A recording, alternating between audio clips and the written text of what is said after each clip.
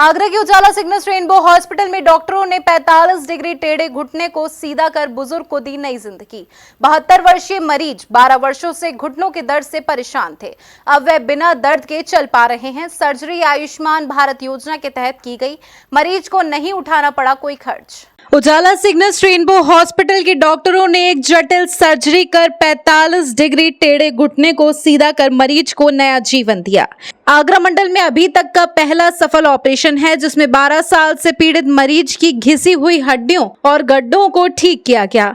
72 वर्षीय बाबूलाल के घुटनों का कार्टिलेज उपस्थित पूरी तरह घिस चुका था, जिसके कारण हड्डियों में गड्ढे बन गए थे और घुटने टेढ़े हो गए थे। पिछले 12 वर्षों से वह लंगड़ाकर चल रहे थे और दर्द के कारण उन्हें चलने फिरने में काफी तकलीफ होती थी।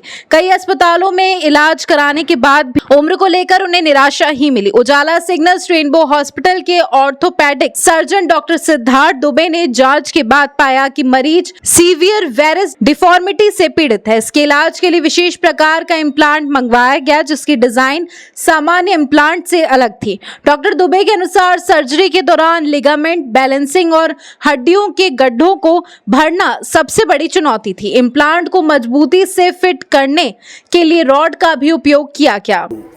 और मैं पिछले 10 साल से घुटनों में दर्द था और मेरे दोनों घुटने टेढ़े हो गए थे और चलने में बड़ी दिक्कत थी। 2 बेंतों से चलता था। फिर मैंने अखबार में अमर उजाला में रेनबो हॉस्पिटल का विज्ञापन देखा कि वहाँ पर आयुष्मान कार्ड मान्य है। फिर मैंने अमर उजाला अखबार में उजाला सिग्नल रेनबो हॉस्पिटल का विज्ञापन देखा। हड्डी रोग विशेषज्ञ डॉक्टर सिद्धार्थ दुबे जी का विज्ञापन था, तो मैंने दोनों घुटनों की यहाँ जांच कराई।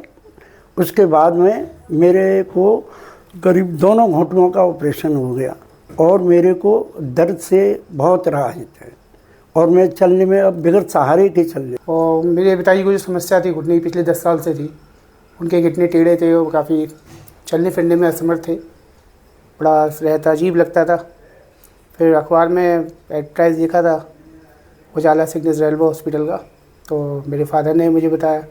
मैंने यहाँ की इंक्वायरी की तो पता लगा कि डॉक्टर सिद्धार्थ दुबे और आयुष्मान वगैरह यहाँ पे एक्सेप्ट किया जाता है।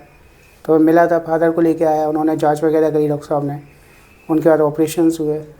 बाकी फिर ऑपरेशन के बाद नर्सिंग वगैरह अपना आराम से 3-4 दिन का हमारा यहाँ पर उन्होंने स्टे कराया था। ऑपरेशन के बाद यहाँ पर उन्होंने एक्सरसाइज वगैरह भी कराई फादर को डॉक्टर साहब ने, और काफ़ी अच्छा हो रहा। अब मेरे पिताजी दोनों पैरों पे चल सकते हैं और दर्द वर्द की अब कोई शिकायत भी नहीं है उन्हें। तो बहुत अच्छा एक्सपीरियंस रहा मेरी। डॉक्टर सिद्धार्थ ने बताया कि पहले घुटने का ऑपरेशन किया गया और कुछ समय बाद दूसरे घुटने की सर्जरी की गई।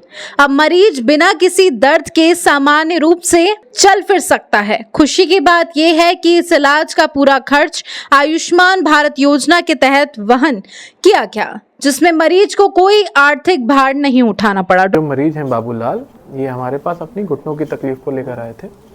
लगभग 10 से 15 साल से इनको जोड़ों में काफ़ी दर्द था।